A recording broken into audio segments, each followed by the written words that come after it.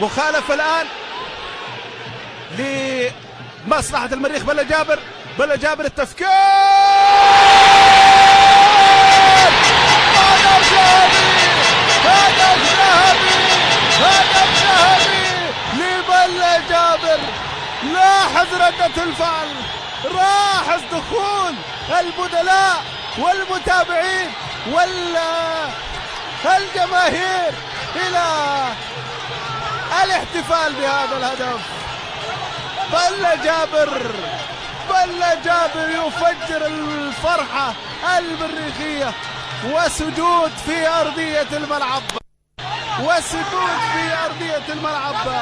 هيا كرة لبلا جابر من مسافة بعيدة، هدف صاروخ، هدف صاروخ وكبير في دلالاته على المريخ وعلى جماهير المريخ.